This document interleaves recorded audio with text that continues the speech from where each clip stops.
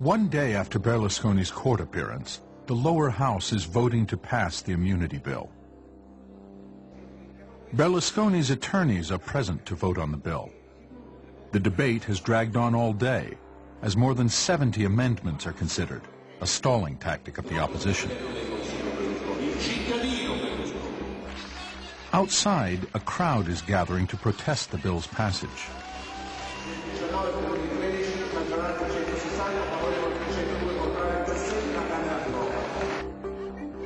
The immunity bill passes.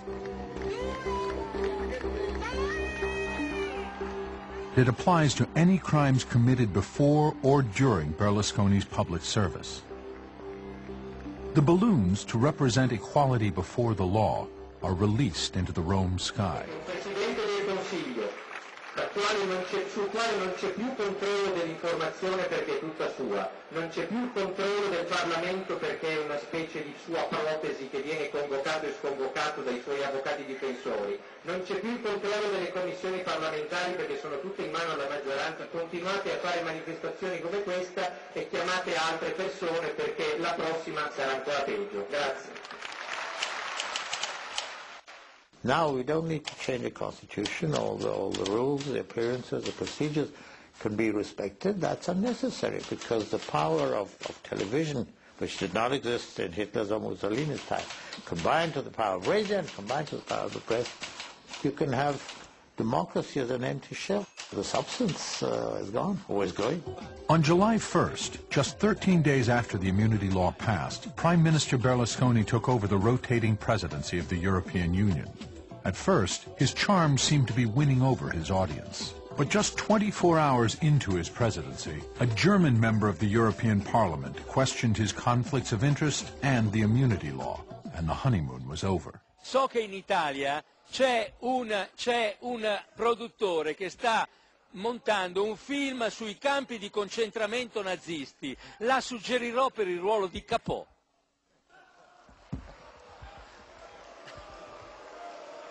Lei è perfetto.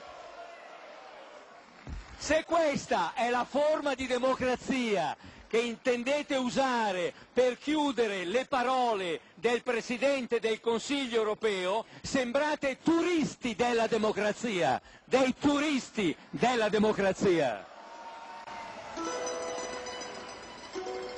His remarks in Strasbourg were not heard on Rai's leading news program. It has been a productive summer for Silvio Berlusconi. His trial has been postponed indefinitely. He's immune from further prosecution. This month, The Economist magazine challenged Berlusconi again to defend himself against a long list of unanswered questions about his financial and political past. Alexander Stilla, thank you for joining us. Thanks for having me. Let's talk about Berlusconi's power over the TV. Directly or indirectly, he controls 90% of the TV in Italy. But if you're an Italian sitting in Italy watching television, do you get objective news? Do you learn about the truth about the Italian economy, Italian politics? Well, to give you an idea, I mean, if this matters during election coverage, and I think we all appreciate how important that is, if you if you watch one of Berlusconi's channels, the anchorman on one of his channels wept with joy when Berlusconi was elected on air. I've watched programs in which he's just literally insulted the political opposition, called them liars, called them enemies, called them communists, called them all sorts of things. I saw his main political adversary was given a little soundbite in which he was portrayed at a fish market talking about how to cook fish instead of talking about the political issues of the day. You know, that may seem laughable to many people, and many Italians will tell you, oh, I actually watched that for amusement. But it's not so funny if you consider that, for example, there are statistics that show that the people that watch Berlusconi's channels vote overwhelmingly for his party. You realize that control of television does translate into votes and translates into power in ways that should make, I think, everyone uneasy. Let's talk about the specific charges of corruption and bribery that have been made against Berlusconi. Do you think the average Italian regards these charges as outrageous, or do they somehow come to expect business leaders to bribe the taxman, for example, to avoid paying taxes? Well, I think it's true that one reason why there's been a high level of toleration for Berlusconi and his legal problems is that many Italians do skirt the law, in many cases feel they're forced to skirt the law by excessive regulation. There are something like 70,000 or 90,000 laws in Italy and only 5,000 in France or Germany. Tax laws. Just laws in general. Their life is very regulated. But I think that what many Italians don't know, because it hasn't been publicized, is that the kind of bribery and the kind of corner cutting that Berlusconi and his company has done is on an entirely different scale. That's not being reported to the Italian people in detail. It is reported, but it's, for example, never explained on TV. So that, for example, what you'll get on TV is Berlusconi or one of his lawyers saying, "This is outrageous. They've invented an entire case based on no evidence."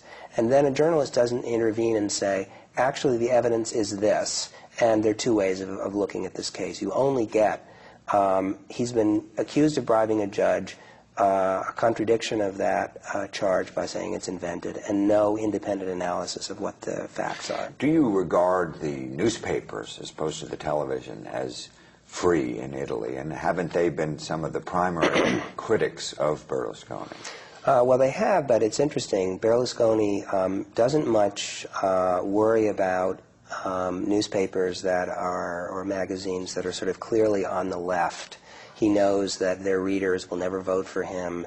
Where Berlusconi has dedicated his attention are in the print media that have a broad mainstream centrist readership. Like we saw in the film. The Corriere della Sera is the prime example. La Stampa, the newspaper of Turin, is the other. They are big centrists. It's like the Washington Post and the New York Times here in Italy. And he has been able to exercise a lot of indirect control of those papers. But can't you read in Corriere della Sera today, tomorrow, next week, strong criticism of Berlusconi?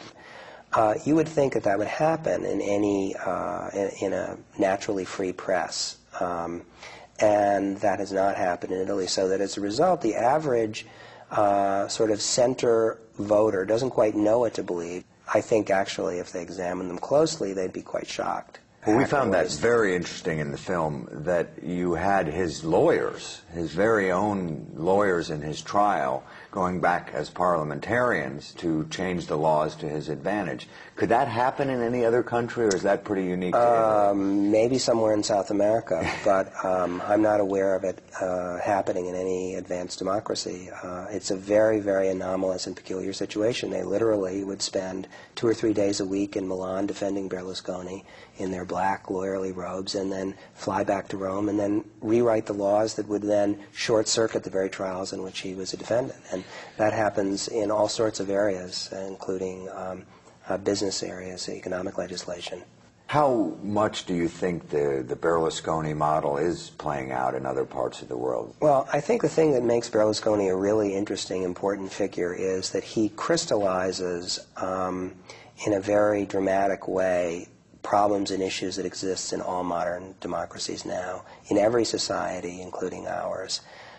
Money, media, and political power are very closely connected. He's understood, maybe more than any politician, that if something doesn't appear on television, it doesn't exist. You look at the recent decision of Arnold Schwarzenegger to enter the race for governorship. The fact that he is a celebrity, a TV personality, movie personality with an enormous amount of money makes him a player from one day to the next. I don't think people have fully processed how deeply television has changed the political process in our own world. Political parties have become vestiges of what they were, and individuals and large amounts of money can leapfrog over that process. In Italy, it exists in a much kind of neuter and cruder way, but I think people everywhere in this country as well have a very dismaying feeling that politics is going over their heads, is being decided by wealthy interests that don't take them into consideration, and are bending the legislative process in their own behalf. People get used to that and say, well, if they can do that in Italy, then what's the big deal if I do it to a lesser degree here in France or in England or in this country? And so I think it's setting precedents that are unhealthy for democracy. Ora le chiediamo al professor Faini. Io vorrei mettere anche